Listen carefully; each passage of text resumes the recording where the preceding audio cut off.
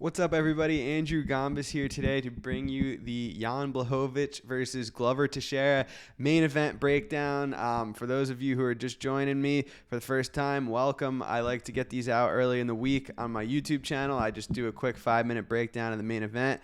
I do a podcast with Magic later in the week to break down the whole UFC card, and I do my early edge picks with Sportsline on Wednesday, where I give out a few of my best bets.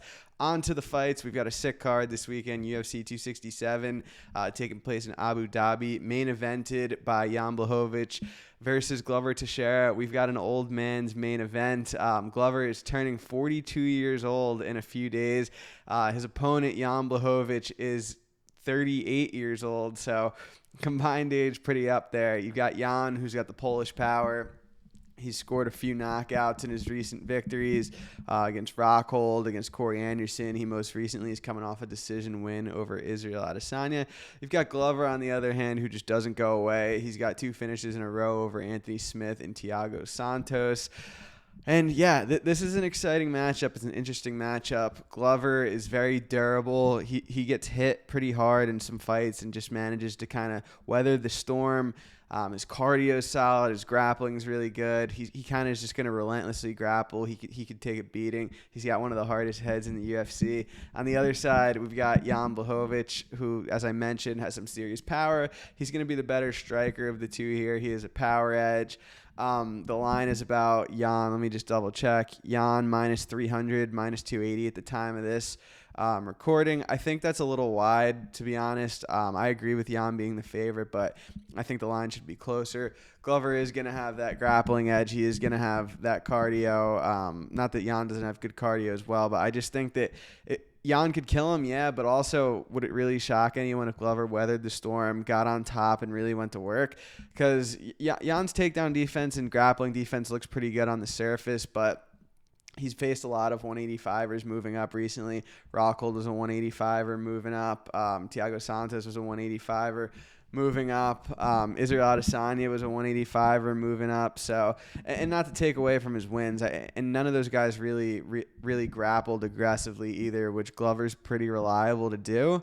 And it's not like Jan is super high volume on the feet or anything. He just has power. He has a nice inside low kick, and I'm not pretending like Glover is going to out kickbox him over 5 rounds, because I really just don't see that happening. But I don't think it's going to be some kind of situation where it's like, oh, if this stays on the feet, he's completely screwed. Like, yeah, Glover's going to want to get the fight to the ground, but he's not going to be hung out to dry every second of being on the feet. So long story short, Glover could just die on the feet, and that would be pretty sad, but it is possible. And the power difference and the striking difference is why I have Jan as a favorite. But that cardio, that durability, that relentless grappling is why I think this line should be closer. So I personally would probably make Jan minus 200-ish here. So the current line of minus 280, minus 300 is a little bit wide. Looking at some of the props here as well. Let me just pull this up. Fight doesn't go the distance, minus 220. Not a bad look. If you want to throw that into a parlay, I personally haven't done it, but I see this fight finishing one way or another. I think probably Jan gets a knockout, or Glover gets to the ground and goes to work and either finds a TKO on the ground or eventually finds a submission. Under 1.5 plus 155, I don't really like. Yeah, no real prop standing out. I would just target this from a money line perspective. I think a small play on Glover is warranted at the current price. I took some at plus 245. Like I had mentioned earlier, I think Glover should be probably like plus 150, plus 175, depending on where the fight takes place and how it plays out. It could look completely different.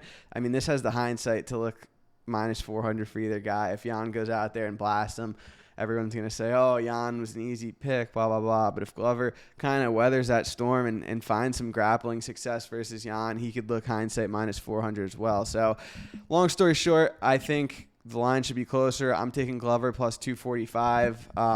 I advise you to as well if you want. If not, let me know why in the comments. Guys, the more you comment on this video, the better the videos do. So I really appreciate when you guys give me feedback. I've gotten a ton of support so far, which is awesome. If you want to follow me on Twitter, it's at BetsandPicksMMA. If you want to subscribe to my Patreon, the link is in the description. What that means is you get my bets emailed to you the second you make it. So you don't have to worry about anything other than just putting the bets in yourself. Let me do all the hard work for you. And if not, no worries. Keep coming back to this channel. Enjoy the fights this weekend. Stay tuned for some more content I've got coming out this week. I've got a podcast with Magic tonight, breaking down the PFL finals, which would be fun. And I've got one Thursday as well, breaking down the UFC card. So appreciate you guys sticking with me, and let's go Glover.